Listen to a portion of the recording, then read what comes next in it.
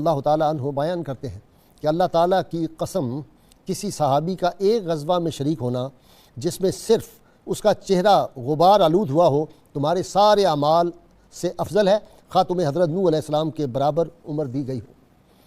ناظرین کرام، آج جس ہستی کے بارے میں ہم ان کی حیات اور ان کی عظمتیں، ان کا علم و فضل بیان کرنے کی سعادت حاصل کر رہے ہیں،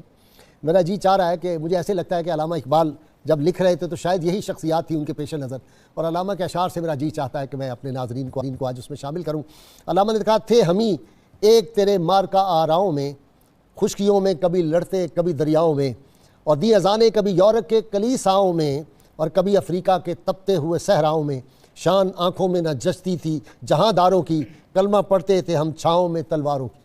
ناظرین، آج جس ہستی پاک کا ہم ذکر کر رہے ہیں، یہ وہ بلند بخت، وہ خوش نصیب، وہ خوش بخت، وہ خوش نصیب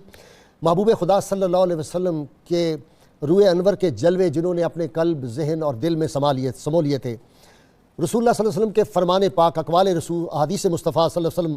انہوں نے اپنے قلب و ذہن میں بٹھائے ہوئے تھے، اور ان کا سینہ جو تھا وہ عشق مصطفیٰ صلی اللہ علیہ وسلم کی موجوں سے معزل تھا۔ یہ ایسی ہستی تھی جن کو یہ کہا جا سکتا ہے کہ سیرت مصطفیٰ صلی اللہ علیہ وسلم کا مکمل پرتو ان کی ذات تھی۔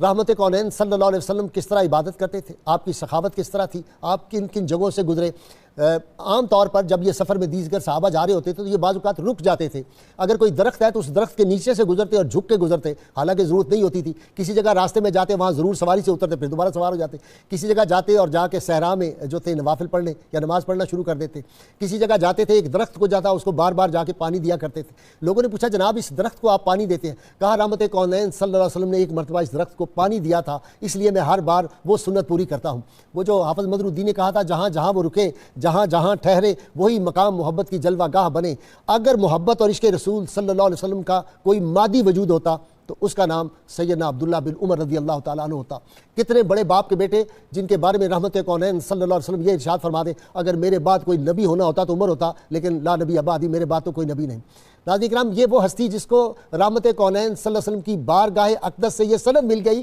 نوجوانی میں، ابھی بالکل نوجوان تھے تو آپ صلی اللہ علیہ وسلم فرمایا، رجل صالح، مرد صالح کا ان کو خطاب ملا۔ 13 برس کی عمر ہے، اوت کے لیے جو صفیں تیار ہو رہی ہیں، مجاہدین سارے جو ہیں ان کو اکٹھا کیا جا رہا ہے، ترتیب دی جا رہی ہے۔ رحمت کونین صلی اللہ علیہ وسلم نے ارشاد فرمایا، یہ بچے جو 16 برس سے کم کے ہیں یہ الگ ہو جاؤ، تمہیں اجازت نہیں ہے جانے کی۔ 13 برس کی عمر تھی لیکن شوق جہاد دل میں تڑپ رہا تھا، انگڑائیاں لے رہا تھا، انتظار میں تھے کہ کب موقع آئے۔ پھر احد کے 2 برس بعد جب خندق کا مارکہ ہوا تو یہ 15 برس کی عمر میں اس مارکہ میں شریک ہوئے، اور اس وقت سے لے کر پھر جتنے مارکے بعد میں صلح حدیبیہ میں بھی یہ تھے، خندق میں یہ تھے، فتح مکہ میں یہ تھے۔ فتح مکہ میں بلکہ ان کو یہ اعزاز حاصل ہوا کہ جو پہلے 4 آدمی کعبۃ اللہ کے اندر داخل ہوئے ان میں سب سے پہلے ان کا قدم کعبہ کے اندر پڑا تھا، یہ اس میں داخل ہوئے تھے۔ پھر یہی نہیں، جو فتوحات اسلامی افریقہ، تیونس، الجزائر، مراکش، خراسان، مصر و شام کی جو فتوحات تھی اور محاصرہ طائف جو تھا، ان سب میں اور حجۃ الوداع کے موقع پر بھی رسول اللہ صلی اللہ علیہ وسلم کے یہ ہم رکاب تھے۔ اور ناظرین کرام، ساری زندگی ہر سال بالغ ہونے کے بعد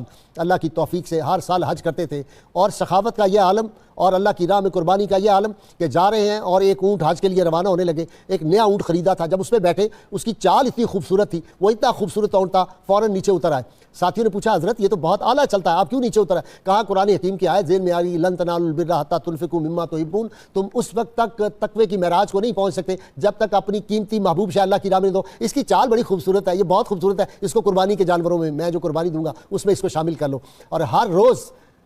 کبھی اکیلے اپنے دسترخوان پہ کھانا نہیں کھایا، اگر بہترین کھانا پکوایا ہے فرمائش کر کے اپنی اہلیہ سے پکوایا ہے، سائل نے اذان آ کے سائل نے سوال کیا ہے وہی فوراً اٹھا کے دے دیا، حتیٰ کہ ان کی اہلیہ جو تھی وہ کبھی کبھی نالا ہو جاتی تھی اس بات سے کہ اتنے زیادہ مہمان ہر روز آتے تھے ان کے دسترخوان پر۔ 1000 کے قریب غلام جو تھے ان کو آزاد کر دیا، بلکہ بہت دلچسپ بات یہ ہے کہ جو عبادت گزار ہوتا تھا غلام اس کو یہ فوری آزاد کر دیتے تھے۔ تو غلاموں نے، لوگوں نے جا کہا، جناب یہ تو انہوں نے طریقہ اختیار کر لیا، یہ لوگ آپ کو دھوکہ دیتے ہیں، غلام جا کے مسجد میں نفل پڑھنا شروع کر دے، آپ ان کو آزاد کر دیں گے۔ تو کہہ لگے اگر کوئی ہمیں اللہ کے نام پہ دھوکہ دیتا ہے تو ہم دھوکہ کھانے کے لیے تیار ہیں، لیکن اس کام سے میں باز نہیں آؤں گا۔ حضور رحمت کونین صلی اللہ علیہ وسلم کی محبت یہ تھی، جب ذکر مصطفیٰ صلی اللہ علیہ وسلم آتا تھا آنکھوں سے آنسوں کی جھڑی لگ جاتی تھی، مدینہ منورہ سے واپس آتے تھے فوراً روزہ عطر پہ جا کے حاضری دیا کرتے تھے، اور پھر امت کی جو اتحاد اور اتفاق تھا اس کے لیے جب آفر ہوئی ان کو خلیفہ بننے کی تو انکار کر دیا، چیف جسٹس بننے کی آفر ہوئی انکار کر دیا۔ اس لیے جناب جابر رضی اللہ تعالیٰ فرمایا کرتے تھے کہ رسول اللہ صلی اللہ علیہ وسلم کے وصال پاک کے بعد زمانے کے ساتھ جو تبدیلیاں آئیں, لوگوں پہ ان تبدیلی کا اثر ہوا,